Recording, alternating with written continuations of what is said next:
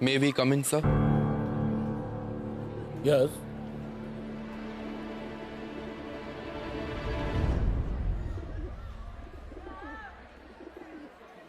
Sir, we want to talk to you. Will you please allow us? Certainly. Mr. Bose, আমি তোমাকে specially ডাকিয়া পাঠাবো ভাবিতেছিলাম। তুমি নিজেই এলে। But why this group?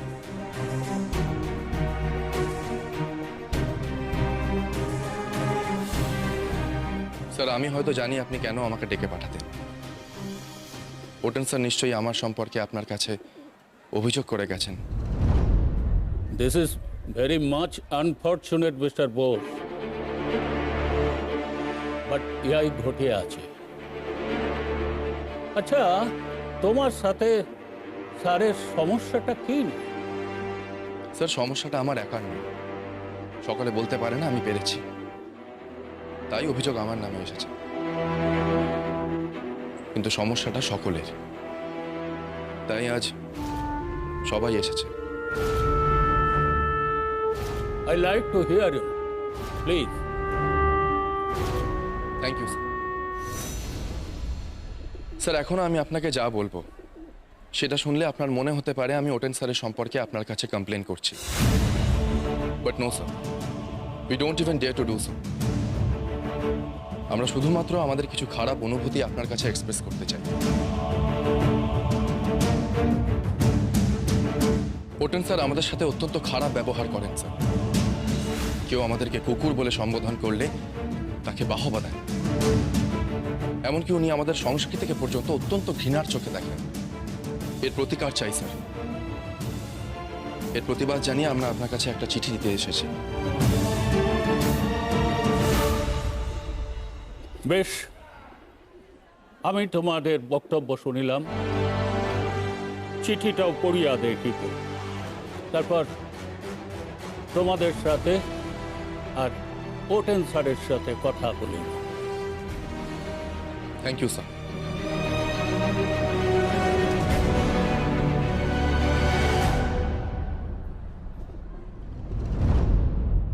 হরিদা, আপনি সবটা বলুন। নরেন কি লিখেছে? নরেন ওর কাজে সফল হয়েছে রাসবিহারী বাবু।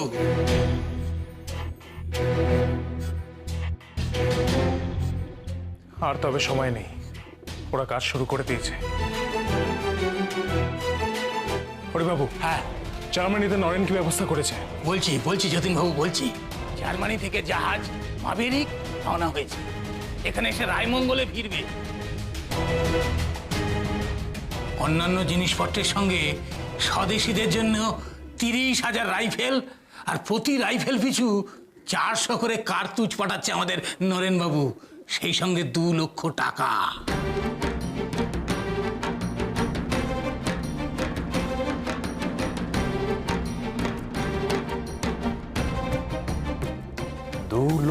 টাকা? 2 লক্ষ টাকা। যতীনদা, আপনি প্ল্যান করুন।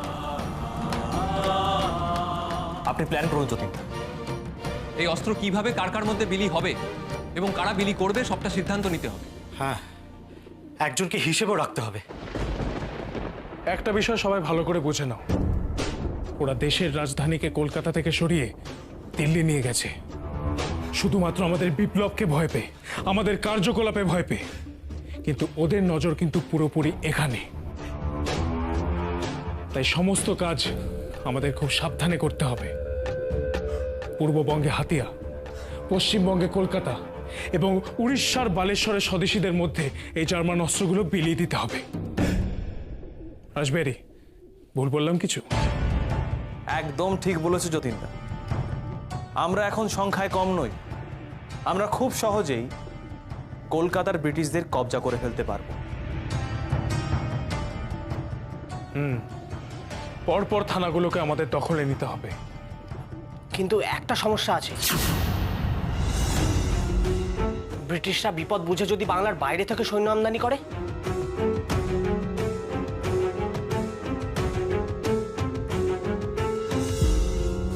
সমস্ত রাস্তা বন্ধ করে দেওয়া হবে।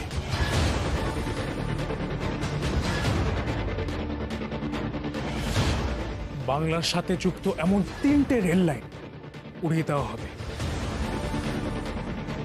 যাতে বাংলা পর্যন্ত কেউ পৌঁছতেই না পারে। আমি বালেশ্বরে মাদ্রাজ লাইনের দায়িত্ব নিচ্ছি। ভোলানাথ চ্যাটার্জিকে চিঠি পাঠিয়ে দেওয়া হবে। সে যাবে চক্রধরপুরে, বেঙ্গল নাগপুর লাইনের দায়িত্ব নেবে। সতীশকে আমি দায়িত্ব দেব অজয় নদীর উপরে ইস্ট ইন্ডিয়া কোম্পানির রেল সেতুকে উড়িয়ে দেওয়ার জন্য।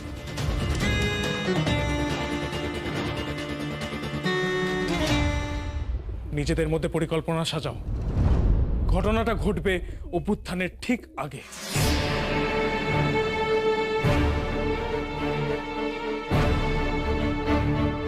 তার আগে আমাদের সকলকে এক রঙে একভাবে সাজতে হবে।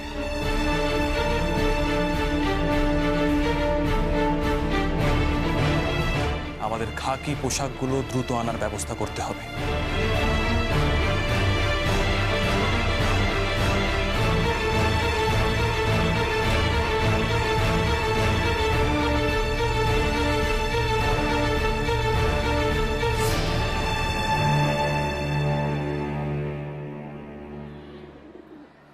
দেখো সুভাষ, ওটেন স্যার এখন বুঝবেন যে কাজটা উনি মোটেও ঠিক করেননি, না করলেই পারতেন।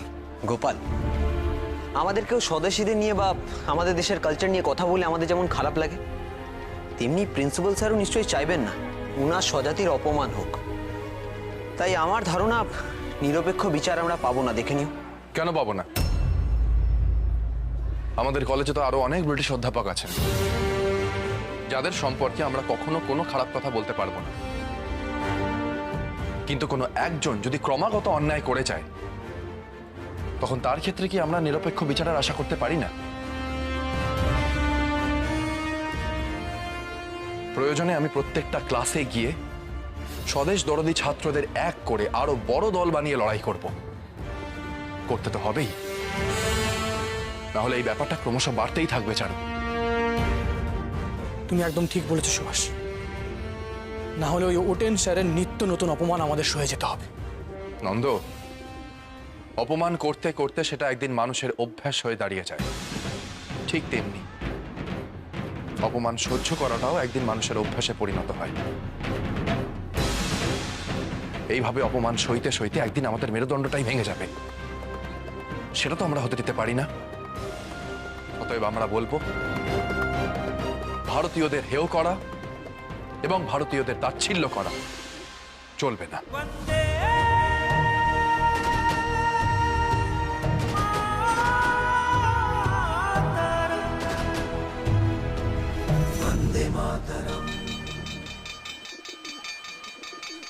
চলো, এবার ছুটি হয়ে গেছে। বেশিক্ষণ এখানে দাঁড়িয়ে থাকলে আবার কেউ কিছু বলবে।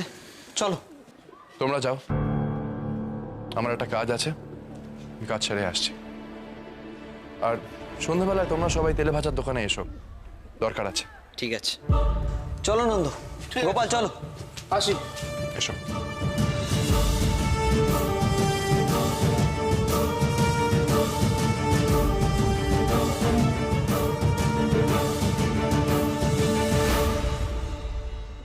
May I come in, sir? Please do come. আপনি আমাকে ডাকিয়া পাঠাইয়াছেন। Please take your seat.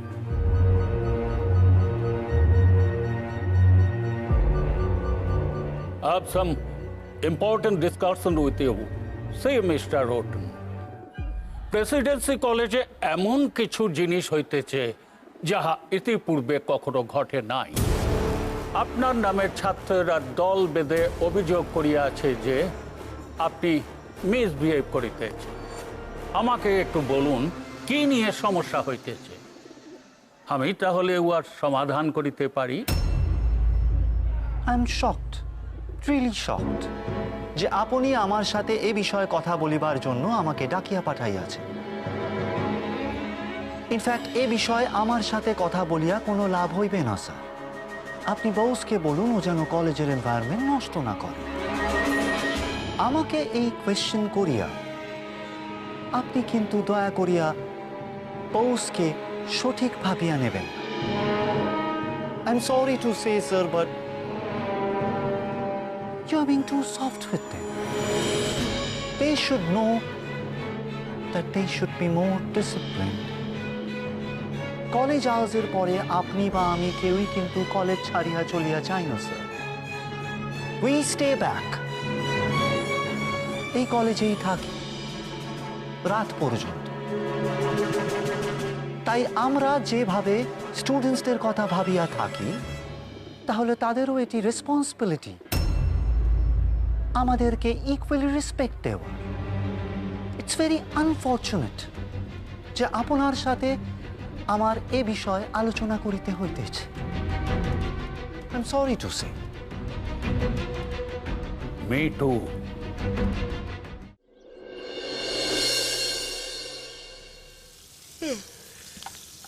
আচ্ছা গোপাল, সুভাষ কখন আসবে বলো তো? কে জানে? আরে আসবে যখন বলেছে তখন নিশ্চয়ই চলে আসবে। হ্যাঁ, কিন্তু কখন আসবে? ঠিক চলে আসবে, দেখো। ওই তো এসে গেছে। কই? এই তো। হ্যাঁ সুভাষ, তেলে ভাজা বলি? না গো, আজ খেতে ইচ্ছে করছে না। কেন, মন খারাপ নাকি? মন খারাপ বললেই হলো? তা আমরা মানবো কেন?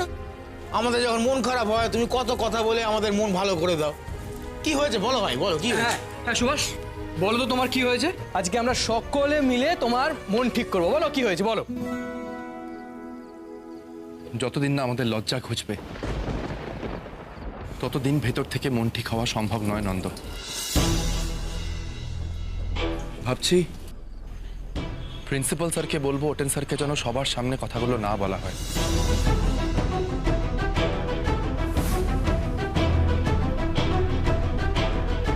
ওটেন স্যারকে নিয়ে এই বিষয়ে সবার সামনে আলোচনা করা আমাদের অত্যন্ত অন্যায় হবে।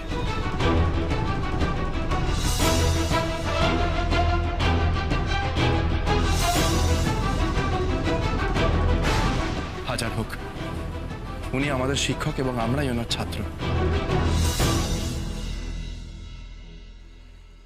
কে ফেললো চিঠিটা? কারো তো দেখাও যাচ্ছে না।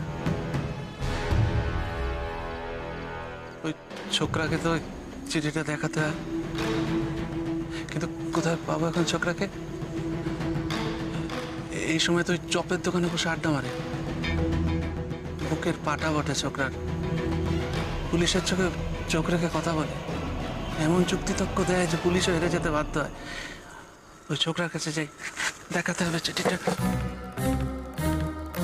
সবই তো বুঝলাম। সুভাষ, নিজের মনকে ভালো করো। দেখো, তুমিই তো বলো সব কাজ এত সহজে করা সম্ভব নয়, তার জন্য অনেক কাঠখড় পোড়াতে হবে। দেশের মানুষকে আরো উন্নত হতে হবে। বাবা বাবা বাবা, আসছি, তোমরা বসো, আমি আসছি। বাবা তোমার সাথে একটু কিছু কথা ছিল বাবা। বলছি বাবা, এই ঢিলে এইটা পেঁচানো এই চিঠিটা বাবা ছুঁড়ে দিয়ে গেল এই ঠিকানায়। দেখো, আগের যে ঠিকানা বলেছিল সেই ঠিকানাও নাই, অন্য ঠিকানা। কে দিল? চারিদিকে তাকালাম, কাউকে দেখতে পেলাম না বাবা।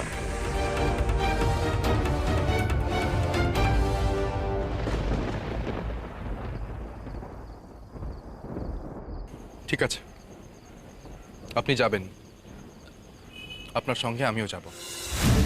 তুমি যাবে বাবা? নিশ্চয়ই যাব। কিন্তু পুলিশ তো আমায় বলেছে কবে কখন এই পোশাকগুলো জমা দিতে যাই তা জানাতে, না হলে ফাঁসি কাটে চড়াবে। গরিব মানুষ, কি প্রাণের দাম আছে আমার। চাচা, দেশের মানুষ দেশের সম্পদ, তার গরিব বড় লোক হয় না চাচা। আপনার কাজ আপনি করুন, জানিয়ে দিন, আপনার কিচ্ছু হবে না। ঠিক আছে বাবা, আমি আছি আপনার সঙ্গে।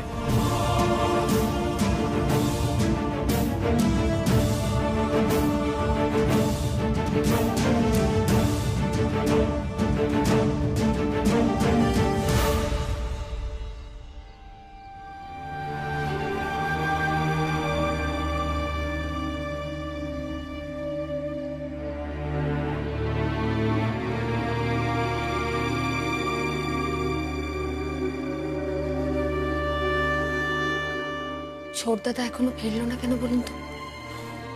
সেটাই তো বুঝতে পারছি না বিভা। আবার কোনো বিপদে জড়িয়ে পড়লো না তো? আপনি একবার যান না, কলেজের দিকটা দেখে আসুন না।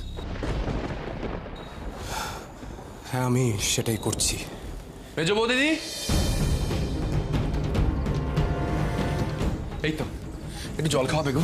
কি হয়েছে ছোটদাদা? কলেজে কোনো গোলমাল ঘটেছে? গোলমাল? কে কি বলেছে তোমাদের? তোমাদের সবাইকে এত চিন্তিত লাগছে কেন? সুবি, কলেজে তোদের সঙ্গে ওটেন সাহেবের কোনো ঝামেলা হয়েছে? ঝামেলা? ওই না তো,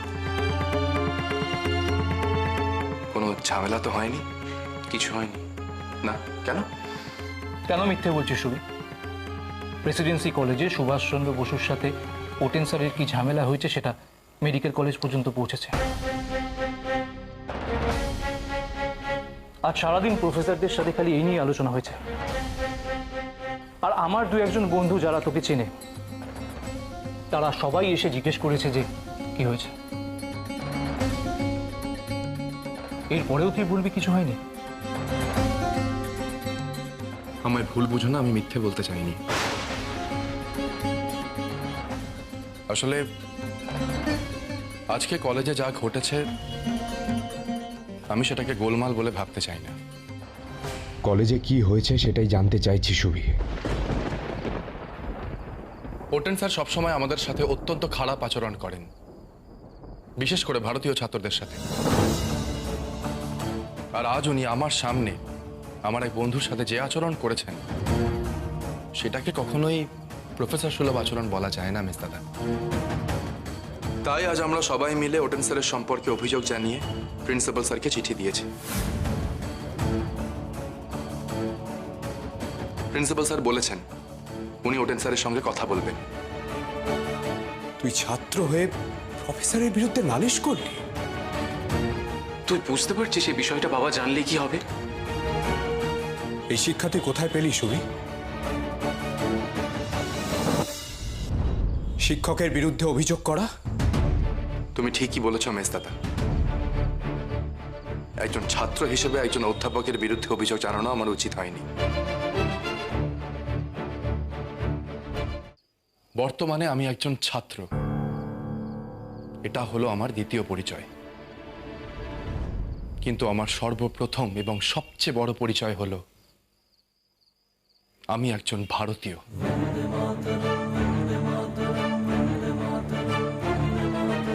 এবং আমি আমার দেশকে অত্যন্ত ভালোবাসি। এবং এই কারণেই ওটেন স্যার আমাদের অপমান করার আগে দুবার চিন্তা করেন না। একজন ছাত্র হিসেবে আমার কাজটা ভুল হলেও একজন প্রকৃত ভারতবাসী হিসেবে কি আমার কাজটা খুব ভুল মেজদাদা? সুবি, এটা তর্ক বিতর্কের বিষয় নয়। সব বিষয় নিয়ে তর্ক করাই ওর স্বভাব।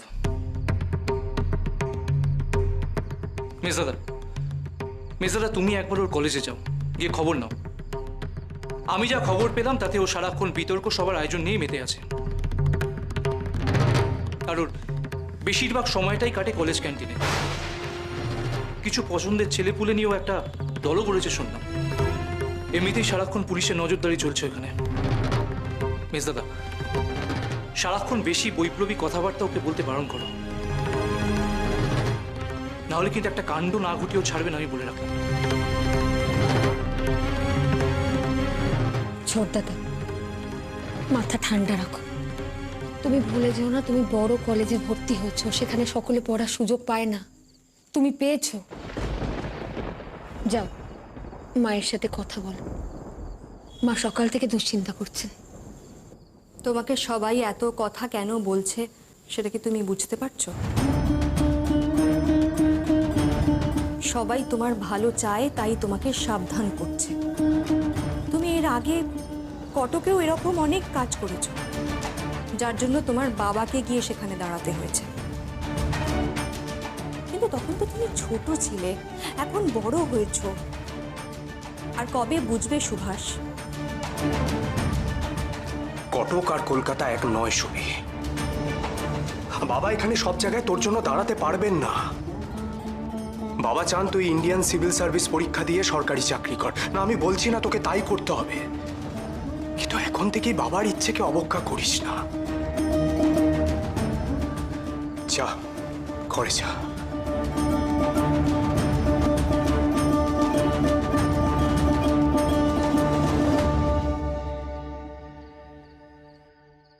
আমি যাই করি না কেন মেজদাদা, এই দেশের একজন হয়ে দেশের অপমান কোনোদিনও সহ্য করব না।